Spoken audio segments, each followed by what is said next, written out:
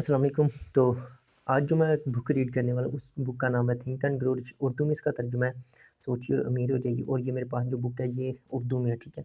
तो इसका page number है 44 और टॉपिक है आप अपनी किस्मत रूह के मालिक हैं, ठीक है। तो चलिए शुरू करते हैं। आप अपनी किस्मत रूह के मालिक हैं, क्योंकि जैसे शायर हेनरी ने ये इल्हामी सतूर आप अपनी किस्मत और रूह के मालिक हैं, तो इसे बताना चाहिए था कि चूँकि हमारे पास अपनी सोच को कंट्रोल करने की ताकत है, इसलिए हम अपनी किस्मत और रूह के मालिक हैं। इससे हमें ये भी बताना चाहिए था कि ईथर वो मुतहर्रिक और लतीफ़ अंतरिक्ष मरकब गैस जो कुराए अर्द को चारों तरफ से घेरे हुए है, में तैरती हमारी ये ज़मीन जिसमें हम अपना वजूद रखते हैं, तवानाई की एक किस्म है जो नाकाबिले फ़हम तेज़ी से हरकत कर रही है। ये ईथर की एक तरह की कायनाती क़ुव्वत से बरी है जो हमारी ज़हन सोच के मुताबिक खुद को ढाल लेती है। ये हमारी सोचों को इसके मादी मुतरादफ़ में तब्दील करने के लिए फ़ितरी तरीक़ों से हम पर असरअंदाज़ होती है।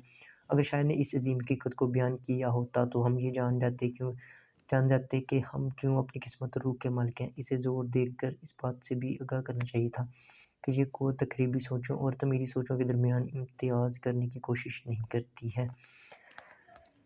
जिस तेज़ी के साथ ये दौलत की सोच पर अमल करने के लिए हम पर असरअंदाज़ होगी, इतनी ही तेज़ी से ये गुरबतों अफ़लास की सोचों को हकीकत में बदलने के लिए भी असरअंदाज़ होगी। इसे हमें ये भी बताना चाहिए था कि ज़हन में पाई जाने वाली गालिब सोचों से हमारा ज़हन मक़नातीसी हो जाता है और ऐसे ज़राए जिससे कोई भी शख़्स आशना नहीं है।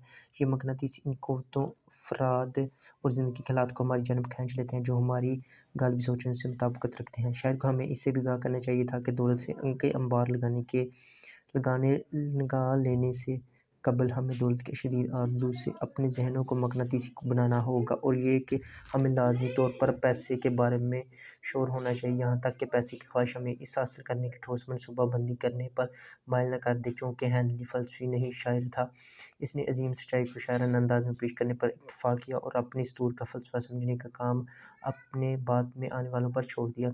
थोड़ा-थोड़ा करके सच्चाई ने खुद को ज़ाहिर किया है और अब ये बात यकीनी नज़र आती है कि इस किताब में बयान करदा असूल हमारी इक़्तिसादी माशी तक़दीर पर दस्तरस का राज़ रखते हैं। अब हम इनमें से पहले असूल को परखने के लिए तैयार हैं।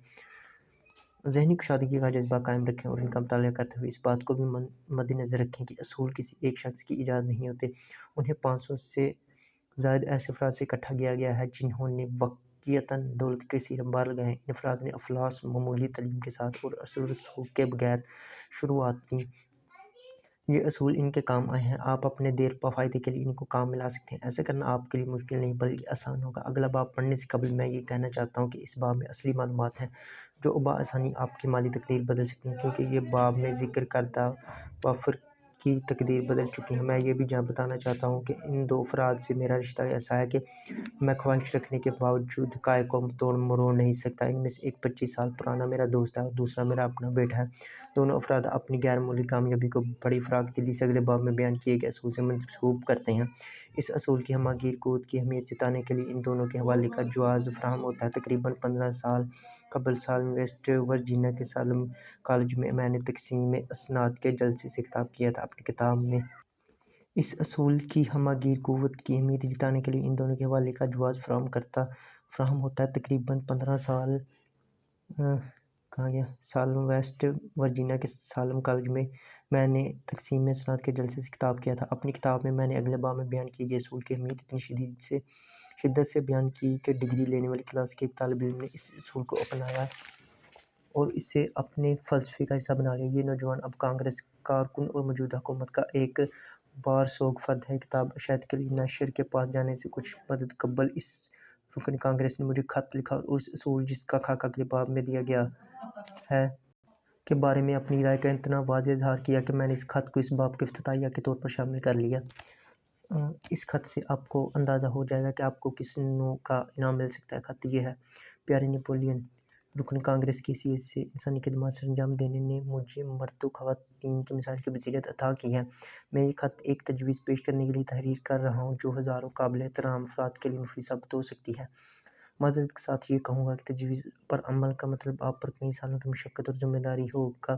میں جانتا ہوں کہ آپ مفید خدمات انجام دینے کی رغبت رکھتے ہیں، اس لیے یہ تجویز پیش کرنے کی ہمت بن جاتی ہے۔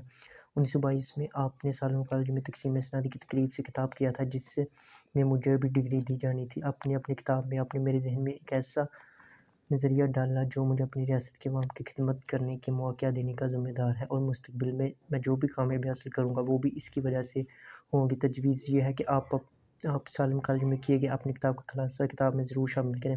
یوں آپ امریکہ کے ان لوگوں جنہوں نے اپنی عظمت سے امریکہ کو دنیا کا بہترین شرقی ملک بنا دیا کے ساتھ اپنے تجربات اور رفاقت سے امریکی عوام کو فائدہ اٹھانے کا موقع فراہم کریں گے، کہ جیسے کل ہی کی بات ہو۔ آپ اپنی کتاب میں بڑے شاندار انداز میں وہ طریقہ بیان کیا جس کے ذریعے ہنری فورڈ نے بغیر کسی رقم واجبی تعلیم کے ساتھ اور بااثر دوستوں کے بغیر اعلیٰ مقام حاصل کیا۔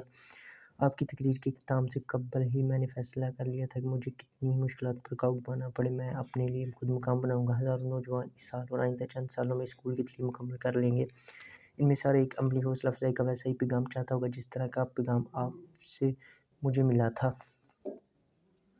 تو آج کے لیے بس اتنا ہی ہے، ٹھیک ہے۔ اگلی کتاب وہ اگلی ویڈیوز میں پڑھ لیں گے ہم۔ Okay bye.